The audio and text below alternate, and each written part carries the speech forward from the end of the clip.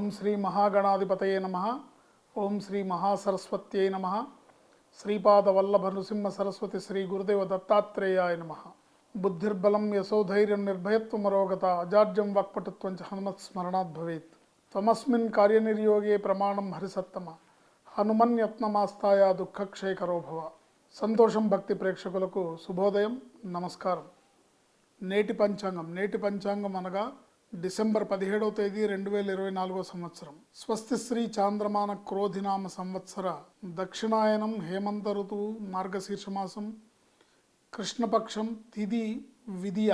ఈరోజు కృష్ణపక్ష విదియ పగలు 11 గంటల వరకు, తదుపరి తదియ వస్తుంది. నక్షత్రం పునర్వసు నక్షత్రం రాత్రి 12 గంటల 47 నిమిషాల వరకు. యోగము బ్రహ్మయోగం రాత్రి 9 గంటల 14 నిమిషాల వరకు. కరణం గరజికరణం పగలు 11 గంటల వరకు, తదుపరి వణిజకరణం రాత్రి 10 గంటల 34 నిమిషాల వరకు. అమృత గడియలు రాత్రి 10 గంటల 25 నిమిషాల లగాయతు 11 గంటల 59 నిమిషాల వరకు. దుర్ముహూర్తం పగలు 8 గంటల 55 నిమిషాల లగాయతు 9 గంటల 38 నిమిషాల వరకు. దుర్ముహూర్తం మరల రాత్రి 10 గంటల 54 నిమిషాల లగాయతు 11 గంటల 46 నిమిషాల వరకు. వర్జం పగలు 1 గంట 1 నిమిషం నుండి 2 గంటల 35 నిమిషాల వరకు.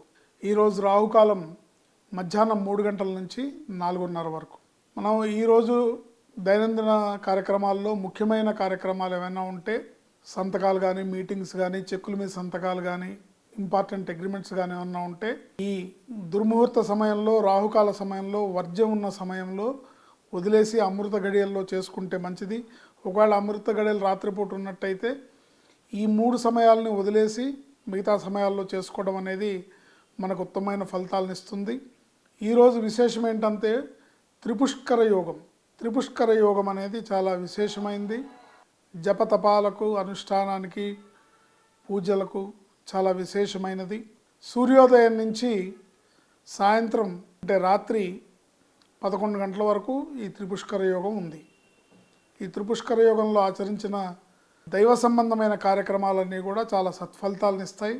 ద్విగుణీకృతమైన, త్రిగుణీకృతమైన ఫలితాలని ప్రసాదిస్తాయి. ఈరోజు సూర్యోదయం 6 గంటల 43 నిమిషాలకు, సూర్యాస్తమయం 5 గంటల 41 నిమిషానికి. ఈరోజు శ్రాద్ధ తిథి తృతీయ.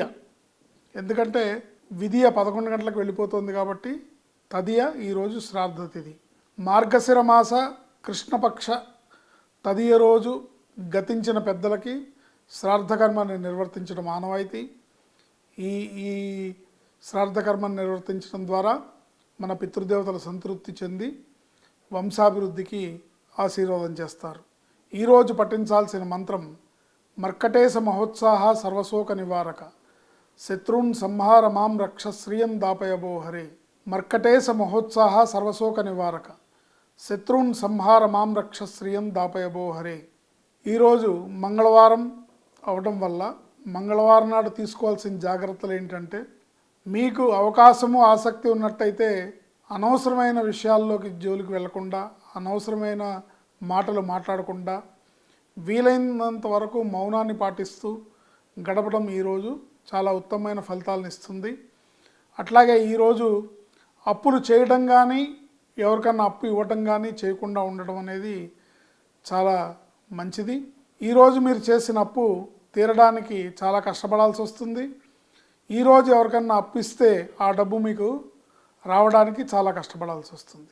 కనుక అప్పు ఇవ్వద్దు, అప్పు తీసుకోవద్దు. మీకు అవకాశం ఉంటే అప్పు తీర్చండి, మీ అప్పులు తొందరగా తీరిపోతాయి.